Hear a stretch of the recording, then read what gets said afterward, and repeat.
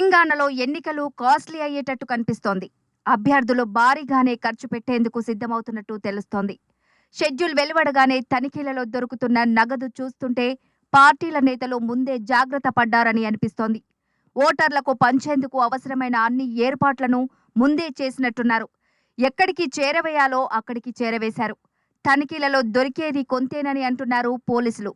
ఇక పోలీసులకు కంటపడకుండా నేతలు తమ అనుచరుల ఇళ్లలో నగదు దాచిపెట్టినట్టు భావిస్తున్నారు. ఇప్పటికే కోట్ల రూపాయల నగదును పోలీసులు స్వాధీనం చేసుకున్నారు. కేవలం ఒక్కరోజే 4 కోట్ల రూపాయలకు పైగా దొరికిందంటే రాబోయే రోజుల్లో ఇంకెంత నగదు పట్టుబడుతోందన్న ఆందోళన వ్యక్తమవుతోంది.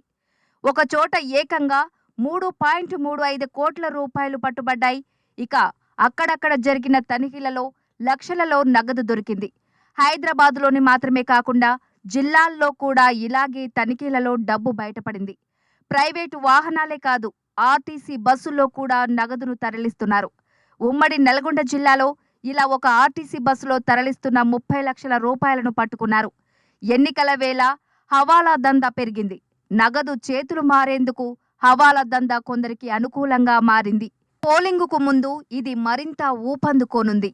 నాయకులు నేరుగా డబ్బు పంపిణీ చేయకుండా కొందరు తమకు నమ్మకమున్న వ్యాపారుల ద్వారా నగదు పంపిణీ చేసేందుకు ఈ హవాలా మార్గాన్ని ఎంచుకుంటున్నారు.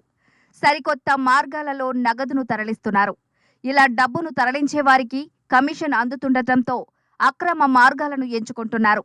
కోటి రూపాయలకు 25,000 రూపాయల వరకు కమిషన్ వస్తుందని పట్టుబడిన వారు చెబుతున్నారు. అయితే వీరు ఎక్కడా నేతల పేర్లు చెప్పకపోవడం విశేషం. కొందరు నేతలైతే ఓటర్లకు పంపిణీ చేయాల్సిన వస్తువులను కూడా ముందే సిద్ధం చేసుకున్నారు. పోలీసుల తనిఖీలలో ఇవి కూడా బయటపడుతున్నాయి. ఈ విషయంలో ఏ ఒక్క పార్టీ కూడా అతీతం కాదని అంటున్నారు. ఓటర్లను ప్రలోభ పెట్టడంలో అంతా పోటీ పడుతున్నారు. మునుగోడు ఉప ఎన్నికల్లో పార్టీలు ఎలా ఖర్చు పెట్టాయో ప్రతి ఒక్కరూ చూశారు. ఒకరికి మించి మరొకరు డబ్బు పంపిణీ చేసినట్లు ఆరోపణలు వచ్చాయి. ఇక మద్యం ఏరులై పారింది. ఇక ఈసారి కూడా అదే స్థాయిలో డబ్బు ఖర్చు చేస్తారని అంటున్నారు. అప్పట్లో నాయకులు కొందరు పెట్రోలు బంకులు, లిక్కరు షాపులు, సినిమా హాళ్ల ఓనర్ల ద్వారా డబ్బు పంపిణీ చేశారు. ఇవన్నీ తమ వ్యాపార లావాదేవీలుగా వారు చూపడంతో అధికారులు కూడా ఏమీ చేయలేకపోయేవారు. దీనివల్ల నాయకులు తమ చేతికి మట్టంటకుండా ఓటర్లను ప్రలోభపెట్టే అవకాశం ఏర్పడింది. ఈ అనుభవాన్ని దృష్టిలో ఉంచుకునే అధికారులు ఈసారి ముందు నుంచే తనిఖీలు చేస్తున్నారు. చెక్ పోస్టులలో కాకుండా అనుమానం వచ్చిన ప్రతి చోట తనిఖీ నిర్వహిస్తున్నారు. ముఖ్యంగా పెట్రోల్ బంకులు, మద్యం దుకాణాలు, నగల షాపులపై ప్రత్యేకంగా దృష్టి సారిస్తున్నారు. అంతేకాదు, ఇప్పుడు ఎన్నిక షెడ్యూల్ కూడా పార్టీల అభ్యర్థులు భారీగా ఖర్చు పెట్టాల్సిన పరిస్థితిని తీసుకొస్తుందని అంటున్నారు. మిగతా రాష్ట్రాలతో పోలిస్తే తెలంగాణలో అభ్యర్థులు దాదాపు 50 రోజుల పాటు ఎన్నికల ప్రక్రియలో పాల్గొనాల్సి ఉంటుంది. ఎన్నికల ఖర్చు తడిచి మోపడైన ఈ సమయంలో ఇంత సుదీర్ఘకాలం ప్రచారం కొనసాగించడం, పోల్ మేనేజ్మెంట్ చేయడం వంటివి తెలంగాణలో అభ్యర్థులకు కత్తి మీద సామేనని చెప్పాలి.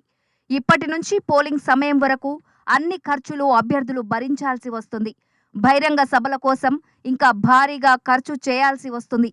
అక్కడికి జనాలను తరలించడం కూడా భారమే అవుతుంది. డబ్బులిస్తే కానీ ఎవరూ సభలకు రాని పరిస్థితి ఏర్పడింది. ఇక వచ్చే పండగ సీజన్ అయితే మరింత ఖర్చులకు సిద్ధపడాల్సి వస్తుంది. వచ్చేది దసరా పండుగ కావడంతో దేవీ నవరాత్రుల సందర్భంగా ఏర్పాటు చేసే మండపాలకు కూడా విరాళాలు ఇవ్వాల్సి వస్తుంది. 9 రోజుల పాటు జరిగే ఉత్సవాల ఖర్చు కూడా భరించాల్సి వస్తుందని కొందరు నేతలు చెబుతున్నారు. ఈ సందర్భాన్ని కూడా తమ ప్రచారానికి వాడుకోవచ్చని వారు భావిస్తున్నారు. ఈసారి ఎన్నికలు బీఆర్ఎస్, కాంగ్రెస్, బీజేపీలకు ప్రతిష్టాత్మకంగా మారాయి. 3 పార్టీలు కూడా ప్రచారాన్ని ఎంత ఖర్చైనా పెట్టడానికి సిద్ధమవుతున్నాయి. బీఆర్ఎస్ హ్యాట్రిక్ సాధించాలని ఉవ్విళ్లూరుతుంటే ఎలాగైనా ఈసారి అధికారంలోకి రావడానికి కాంగ్రెస్ అన్ని ప్రయత్నాలు చేస్తోంది. ఇక బీజేపీ కూడా పట్టుదలతో ఉంది. దీంతో డబ్బులు ఎక్కువగా ఖర్చు పెట్టే అభ్యర్థులనే రంగంలోకి దించుతున్నాయి. ఒకప్పుడు లక్షలలో ఖర్చు చేసిన వారు ఇప్పుడు కోట్లలో ఖర్చు పెట్టాల్సి వస్తోంది. గత ఉప ఎన్నికలలో ఎన్నికల వ్యయమే అందర్నీ ఆశ్చర్యపరిచింది. ఉప ఎన్నికలలోనే ఇంత ఖర్చు పెట్టారంటే సాధారణ ఎన్నికలలో ఇంకెంత పెడతారోనని ఆందోళన వ్యక్తమవుతోంది. మొత్తం మీద తెలంగాణ అసెంబ్లీ ఎన్నికలు దేశంలోనే ఖరీదైనవిగా మారే అవకాశం ఉందంటున్నారు.